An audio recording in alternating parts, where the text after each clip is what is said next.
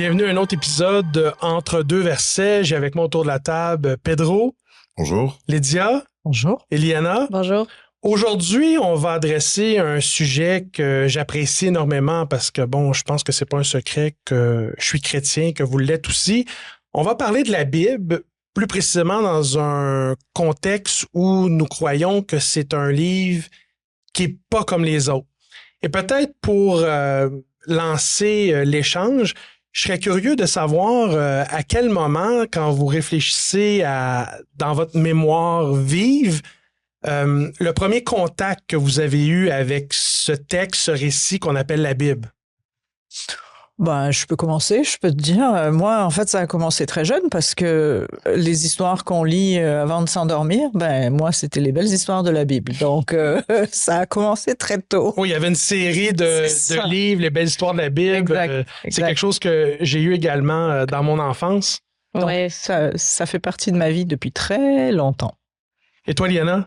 Moi, c'est la même chose. C'était aussi les livres bleus, là, les belles histoires de la Bible. Et puis, par la suite, ça devient plus un livre personnel. De plus en plus, à force de lire aussi. Quand on commence à apprendre à lire, on commence à pouvoir aussi lire par nous-mêmes la parole. Puis, ça devient plus personnel. Puis, ça commence à nous rejoindre de plus en plus. Donc, autant dans le cas de Lydia que d'Eliana, puis aussi dans mon cas, la Bible, c'est quelque chose qui a toujours fait partie de votre vie, c'est-à-dire que vous avez été élevé dans un contexte chrétien où vos parents vous ont donné accès à ces histoires adaptées pour votre âge. Oui. Pedro? De mon côté, il faut avouer, je suis né dans un foyer chrétien, mais mon foyer, c'était particulier parce que je suis l'enfant d'une mère sourde. Et c'est une longue histoire et elle a eu toujours du mal à même lire. Donc, je n'ai pas eu le privilège d'avoir toujours cette lecture chez moi. Même si ce livre bleu dont vous parlez, je sais de quoi vous parlez parce qu'ils étaient chez moi, mais il avait personne pour les lire. Ouais, et mon papa, il était toujours dehors. Donc, vraiment, pour moi, la Bible a commencé à prendre une relevance personnelle lorsque j'avais 14 ans. C'était un peu plus tard. Jusqu'à ces moments-là, je fais la vie comme, même si j'étais bien sûr avec les valeurs d'un foyer chrétien, mais pas dans la culture biblique.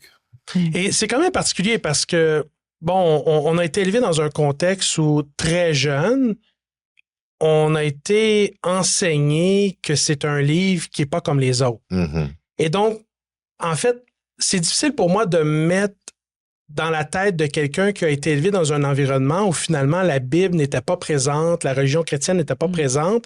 Et donc, moi, ça a commencé tout petit, là. Même à la maison, ce livre-là, quand il était dans le salon, il y avait d'autres livres. Tous les autres livres devaient être en dessous, puis la Bible toujours au-dessus.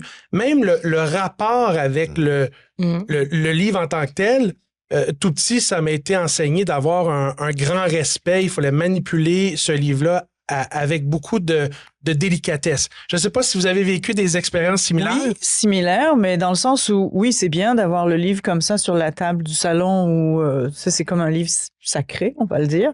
Donc, on fait attention, mais ça, c'est l'aspect physique de la chose. Mais là où ça devient plus intéressant, c'est quand tu intègres ce que ce livre représente. Puis ça vient pas quand t'es enfant. Quand t'es enfant, moi, je me rappelle, toutes les belles histoires de la Bible, je les connais, mais est-ce que je l'ai intégré dans ma vie? Non, c'était des belles histoires avec des bonnes valeurs, des bonnes choses, mais l'intégration vient beaucoup plus tard, ou, comme disait Eliana tout à l'heure, où tu vas le lire par toi-même. Puis, vu que tu es plus vieux, donc tu vas déjà avoir une certaine expérience, tu vas pouvoir faire des parallèles avec ta propre vie. Tandis que quand tu es enfant, tu peux pas faire ce genre de parallèle-là ou très, très peu.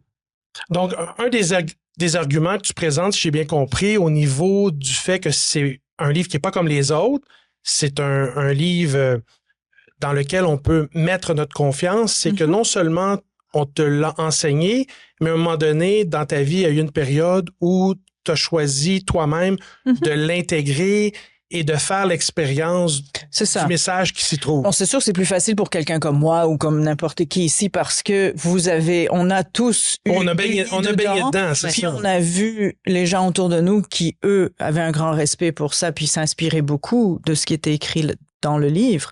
Alors, c'est sûr que tu as une influence tu es influencé par ça. Mais même en ayant l'influence, ça veut pas dire que tout au long de ta vie, tu vas Tu vas y adhérer. Non, ou c'est ça. Tu vas vivre selon ses enseignements. Exact. Il y a un point qui me vient en tête parce que, évidemment, on veut faire l'apologie d'une certaine façon du texte biblique, Pedro, et si je discute avec quelqu'un qui est sceptique, je peux pas leur dire, écoute, la Bible, c'est un livre vraiment important parce que ma mère me l'a dit, là. C'est pas, ça manque un peu de profondeur, même si toute mon enfance, je me suis fait répéter qu'il y a pas un livre qui arrive à la cheville de ce livre-là. Ça a été quoi ton expérience, avec la Bible qui t'a amené à vraiment croire et à intégrer que tu peux faire confiance à ce qui est écrit dans ce livre? C'est un parcours de plusieurs ans. Je dis avant que ça a commencé à l'âge de 14 ans, parce qu'à l'âge de 14 ans, c'est le moment où, par tradition, on va dire, le pasteur de l'église où ma famille faisait partie, et disons qu'il est venu pour dire, maintenant, mon fiston, c'est ton moment de faire des études bibliques. J'ai écouté, je me souviens presque de rien de ce qu'il m'avait enseigné. Et en bref, je disais oui, c'est bon, tout est fait baptiser. Mais vraiment, c'était à l'âge de 16 ans que je me suis posé des questions. Je commençais à vraiment me questionner. Et je me souviens d'être chez moi. Et j'avais 16 ans, je dis 16, 17. J'ai dit, et si j'aurais été né dans un pays musulman? Et si j'aurais été né dans un pays bouddhiste? Dans un autre pays, dans une autre culture? Qu'est-ce que je serais maintenant? Est-ce que je serais dans une autre religion? Je serais dans une autre religion. Et ça m'a mené à une enquête personnelle où je commençais sincèrement à me renseigner par moi-même. Je faisais déjà partie de l'église et tout, mais j'ai eu ces moments je crois que ça c'est ma vraie conversion, où je commençais à voir, à comparer, à lire. J'avais le Coran d'un côté, j'avais d'autres livres et je faisais ça. Et il arrive un moment que le sens commun, la logique t'amène à dire par toi-même, waouh, ça c'est pas logique. Ça c'est pas du bon sens. Donc c'est comme une triangulation. Il y a Dieu qui travaille dans ton cœur. Il y a pour t'amener à la conviction que ce texte vient de lui et il l'a inspiré.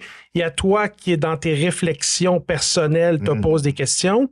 Puis il y a aussi la maîtrise du texte où, au fur et à mesure qu'on lit, on commence, le tout commence à coller ensemble. Exactement, c'est là que tu vois, et il y a cette triangulation que tu viens de dire, et tu te poses la question, ça c'est pas possible. Mais il faut dire que je trouvais des choses incohérentes aussi dans la Bible, que ça m'a mené à dire dans certains oui.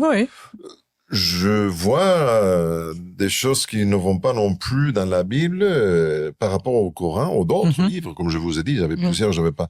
Et c'est dans l'analyse de voir des croisés que je dis, maintenant ça, parce que j'étais mal enseigné ou quelqu'un ne m'a pas vraiment expliqué ces textes.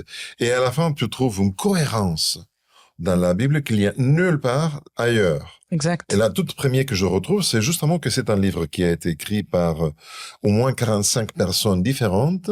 Oui, c'est une collection de livres. 66 livres écrits par 45 personnes qui ont vécu durant 1500 ans dans des pays différents, dans des langues différentes, dans des cultures différentes. Et il n'y a pas de contradictions, sauf les choses que j'avais vues, j'ai dit, ça ne colle pas, mais après j'ai vu qu'effectivement, il avait une mauvaise compréhension. Et de l'autre côté, je vois que c'est une personne seule qui a écrit. En parlant du Coran. Et c'est un argument qui est fort, Eliana, en ce qui concerne la Bible, quand on pense le nombre d'auteurs qui sont intervenus, la période de temps dans laquelle ils sont intervenus, le nombre de livres biblos, donc bibliothèque, collection.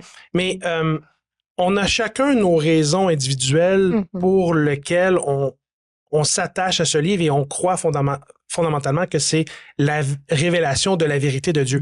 Pour toi, Liana, c'est quoi cet argumentaire numéro 1? Là, si ma mémoire est bonne, tu viens de terminer tes études universitaires. Oui. Donc, tu as été dans un milieu intellectuel, académique.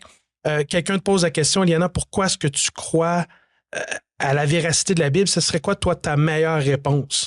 Ben, comme j'avais dit plus tôt, d'abord, on commence à lire la Bible. J'ai commencé à lire la Bible, puis on commence à apprendre les histoires. J'ai appris les histoires, tout ça. Mais au fur et à mesure que le temps passe, les histoires deviennent de plus en plus personnelles. Fait que moi, je pouvais de plus en plus m'identifier à certains personnages, ce qu'ils vivaient. Puis on voit comment, en fait, on est tous humains. On a tous besoin de quelque chose de plus, de quelqu'un de plus haut que nous. C'est juste les psaumes avec David. Puis par la suite, bon, ça, c'était plus dans ma période d'adolescence. Mais quand je suis arrivée à l'université, moi, j'ai étudié en agriculture. Puis c'est vraiment dans la première session de mon programme, j'ai pris certains cours, puis il y avait tellement de ressemblances dans certains principes d'agriculture durable qu'on retrouve aussi dans la Bible. Et je me suis dit, en fait, ça a été écrit il y a si longtemps. D'inspiration divine là, dans l'Ancien Testament.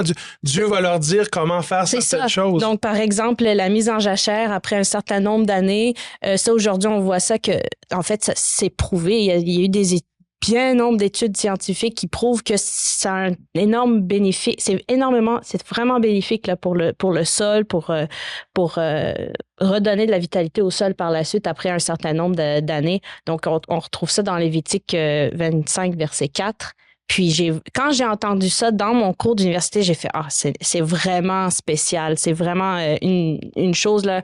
L'agriculture, ça prouve vraiment ce point-là parce que finalement, il y a tellement même d'autres principes en termes de les types de sols dans certaines paraboles de Jésus qu'on retrouve, puis on peut voir, OK, la semence, elle tombe dans un tel sol, s'il y a trop de roches, s'il est trop compact. C'est pas propice à la germination. Exact. Puis après ça, on voit même que ça a un effet sur les rendements. On voit que certains épis avaient 30, certains 60, certains 100. Donc, on voit vraiment tous ces principes-là sont dans la Bible. Ils sont là depuis ça. Ce que je trouve fascinant de ce que tu partages avec nous, c'est que en fait, peu importe d'où on vient, peu importe notre champ d'études ou dans notre développement et notre cheminement de vie, Dieu va utiliser le texte pour nous parler et nous aider à asseoir notre confiance de par d'où on vient. Et dans ton cas, et moi, ça n'a pas été mon expérience, parce que je n'ai pas étudié en agriculture, puis ça me désole de dire que j'ai vraiment pas le pouce vert. Là. moi, si j'ai une plante à la maison, elle meurt. Là, fait que je vais peut-être t'appeler pour des conseils. Et l'idée, c'est de dire que ton champ d'études, quand tu as été confronté à ça, tu as vraiment fait un lien, puis ça a renforcé ta foi. Puis je suis sûr que pour les dièbres, pour Pedro aussi, c'est un peu la même chose. Pedro, qu'est-ce que tu pourrais nous dire? Parce que, bon, tu as également une formation pastorale. En rafale, selon toi, quels seraient les points forts qui aideraient quelqu'un à avoir plus confiance dans le texte biblique?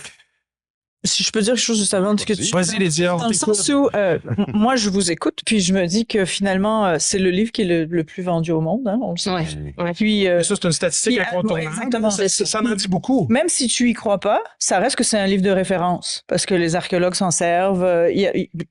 Donc, il y a quelque part quelque chose ça veut dire ce que ça veut dire. Au niveau de l'histoire, de l'archéologie. Ça reste que c'est un livre de référence. Même si tu crois pas à la sagesse et tout ce qu'il y a dedans, là, si tu veux pas adhérer à ça, mais ça reste que c'est un livre qui est utilisé par plein de gens, puis qui est lu par plein de gens. Mais tout à l'heure, Eliana, puis j'arrive, Pedro, la question est sur la table. Quand tu as parlé d'agriculture, moi, je me souviens d'avoir visité un musée à Toronto. En fait, je pense que c'était dans le coin d'Ottawa, c'est le musée des civilisations à Ottawa.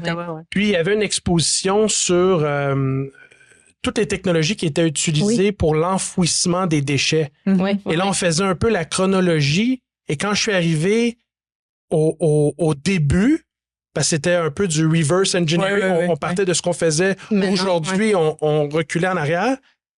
C'est dans la Bible, dans l'Ancien Testament, où Dieu explique à Moïse comment il veut que le peuple dans le désert gère les déchets et comment qu'il souhaite que ces déchets soient enfouis. Puis aujourd'hui, il y a des principes qu'on utilise encore qui ne sont même pas des principes. Il n'y avait pas cette science-là et cette ingénierie-là à ce temps-là. Dieu faisait juste dire, voici ce que vous allez faire, faites-le. Puis aujourd'hui, on sait que c'était pour éviter de la maladie, c'était pour garder de l'hygiène et de la salubrité. C'est quand même un argument pour moi qui est assez fort. Mais je pense aussi que c'est un autre point, c'est qu'il y a tellement de principes de notre société aujourd'hui qui viennent aussi de là. Entre autres, par exemple, le gaspillage alimentaire. On voit que Jésus demande à ses disciples de ramasser les déchets, de ne pas les laisser derrière. Donc, tout ce qui a été produit. Les lois qu'on a aujourd'hui, le cadre moral de droit. Donc, pour moi, le compost, c'est un peu un lien qu'on peut voir aujourd'hui avec le ramassage du compost qu'on fait dans nos villes. Je trouve ça intéressant. Pedro, en rafale. En rafale, 4 points pour moi. Lorsque je partage avec les gens qui me posent des questions, des gens qui sont complètement éloignés de tout ce qui est religion, Bible, je dis, mais on peut parler des cohérences, de l'inspiration, mais d'abord, il faut toujours parler par rapport à est-ce que la Bible est-elle fiable? Ça, c'est la toute première question. Parce que à la fin, si on essaye de donner quelques arguments, ils vont revenir justement. Mais à la fin, c'est qui l'a écrit? Est-ce que la Bible qu'on a aujourd'hui, ça correspond aux originaux ou pas? Et donc, on parle, je les explique comment les massorètes, on fait des copies, et comment est-ce que c'est une procédure de mot par mot, répétant 4 fois. Les différents manuscrits. Exactement, de compter les paroles par ligne, compter les colonnes, compter toutes les colonnes dans le livre. Si ça ne cassait pas, il fallait recommencer tout à nouveau. Donc, on voit, et là rentre les grottes de Qumran. On a découvert des livres, du coup, 1000 années plus ancienne, la copie la plus ancienne que nous avions, et on voit que le texte n'a rien changé, donc ça nous donne une confiance.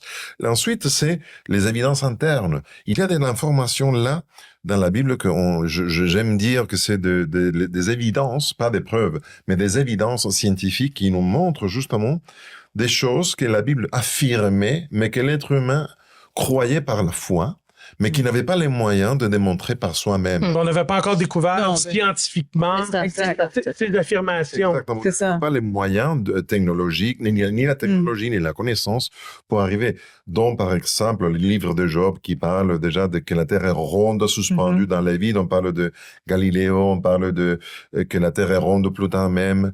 La Bible parle même du poids du vent, de la pression atmosphérique. On y va vraiment. On n'avait pas encore découvert rien de ça. C'est Evangelista Torricelli dans les années 1600 quelques, qui a découvert par accident les baromètres.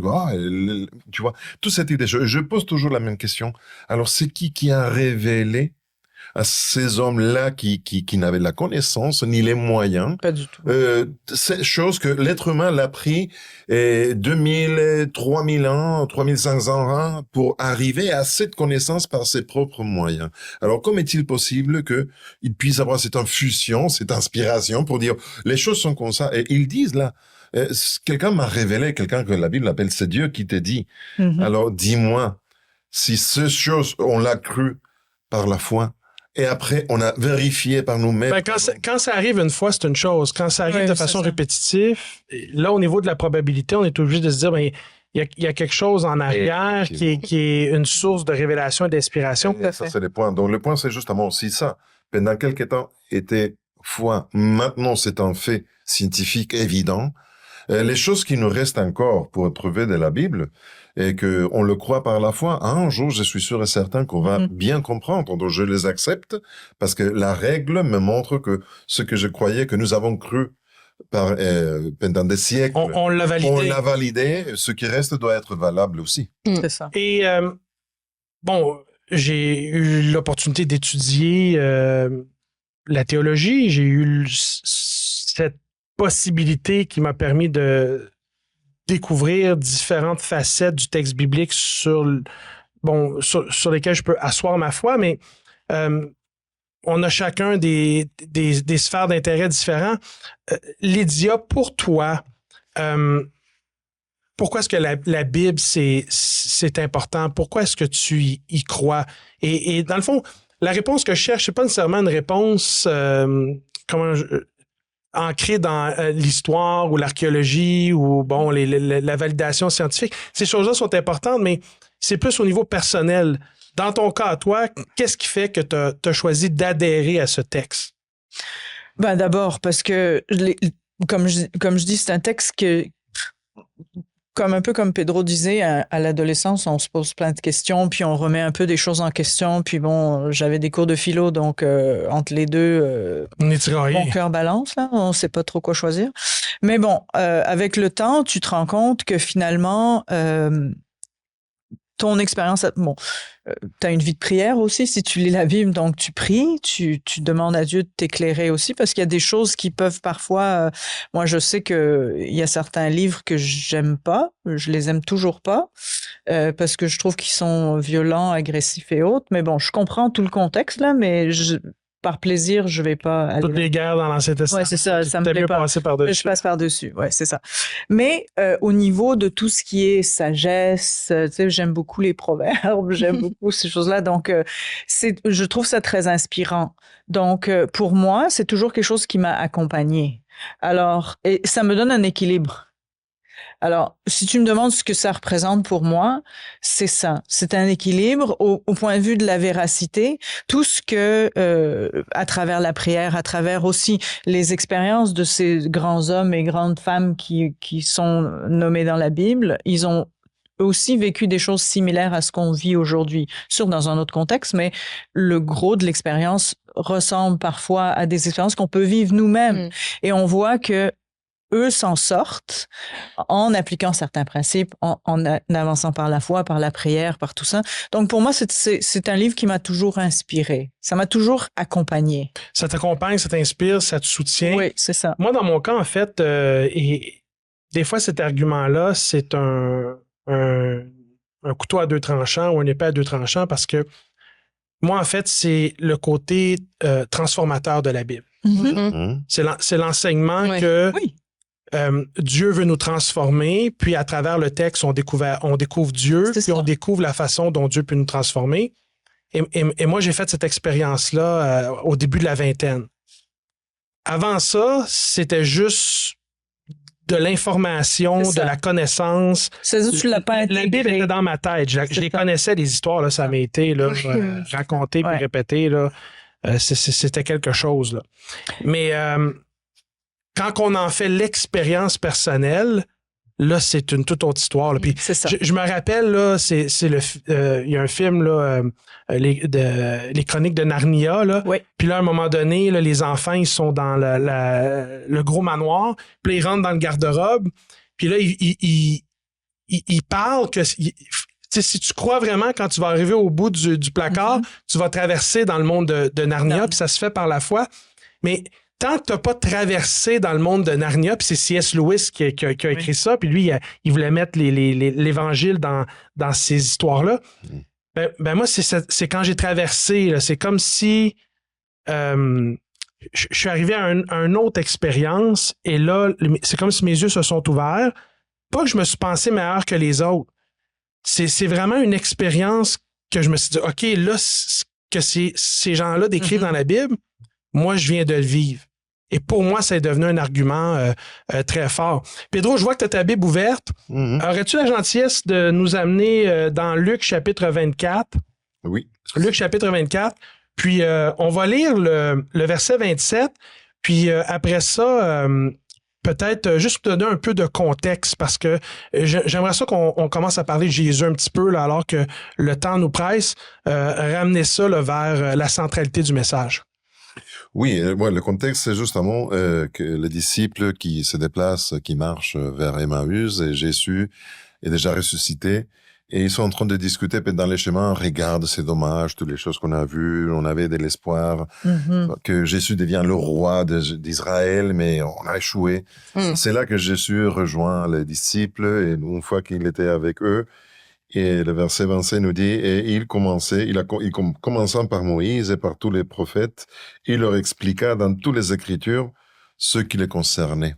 Et donc là, corrige-moi si je me trompe, il marche avec les disciples, là, il va ouvrir leurs yeux, puis là, il va retourner dans les écrits, puis il va leur dire, on parle de Jésus, il va leur dire, voici tout ce qui me concerne. Puis là, on est dans l'aspect prophétique de la Bible, puis j'aimerais que ce serait peut-être le mot de la fin entre nous, comme étant un des arguments les plus forts, cette idée que la Bible prédit l'avenir. C'est exactement ça. Et voir qu'il y a du monde qui a écrit à ces moments-là, en commençant par Moïse, ça fait déjà 15 siècles avant que cet épisode se déroule. 15 siècles, 1500 ans plus tôt, Moïse a mis par écrit les choses qu'il était en train d'expliquer à ses disciples il y a 1500 ans. Il était écrit par rapport à ce que vous venez de vivre, ce que vous venez d'expérimenter, cet échec qu'apparemment vous êtes en train d'expérimenter. Il était déjà annoncé. Donc, ça fait partie du processus. Et j'aime bien comme Jésus utilise ces modèles pour nous dire, aujourd'hui, les choses qui se passent, ça a été aussi déjà prédit. Allez-y à la Bible, regardez les prophéties. Vous voyez que ça preuve que tout ce qui était là dit, ou écrit, c'est vrai parce que vous êtes en train de le vivre, mais si pour vous, à cet instant, vous le ressentez comme quelque chose de négatif, tenez fort parce que ça fait partie du processus. Et Dieu est en contrôle. Eliana, rapidement ensuite, Lydia, l'aspect prophétique de la Bible, comment ça t'interpelle? Moi, ça me donne une grande paix de savoir que tout a été planifié, Dieu sait en fait qu'est-ce que l'avenir nous réserve. Et moi, ça me donne une grande paix de savoir que je peux faire confiance à un Dieu comme ça, parce que ça veut dire que c'est pas juste au hasard, c'est pas juste on met les humains sur la planète, puis après ça, on les laisse. On les laisse aller. Puis on les laisse aller. Moi, je pense que ça me donne une grande paix de savoir que non, en fait, tous les événements qu'on voit à travers la Bible avaient un certain avait une utilité, il y avait un but pour chaque chose, et finalement c'est une raison, oui, puis finalement c'est de nous amener plus proches de lui et nous mettre en confiance par rapport à lui. C'est vrai que c'est rassurant de savoir que Dieu nous a raconté l'histoire en commençant par la fin. Oui. Et dire le mot de la fin. Le mot de la fin, ben écoute, c'est un livre qui donne énormément d'espoir. C'est ça. Parce que si on regarde aujourd'hui autour de nous, tout va mal. Alors, ça serait très facile de devenir anxieux et déprimé, de se sentir vraiment pourquoi je suis ici, c'est quoi le but, tu sais. On peut se poser toutes sortes de questions. On en rencontre tous les jours des gens comme ça qui sont paniqués parce qu'ils voient pas, c'est-à-dire qu'ils voient pas plus loin que ce qui se passe aujourd'hui. Tandis que en tant que chrétien qui adhère au message de la Bible, on a cette espérance que oui, c'est sûr, il y a des choses qui se passent, mais c'est pas la fin, là, dans le sens que il y a un espoir. Après tout ça, ça sera mieux. Donc, effectivement, et je suis d'accord avec toi, et aussi, peut-être en conclusion, dire que la Bible, ça nous parle de Jésus.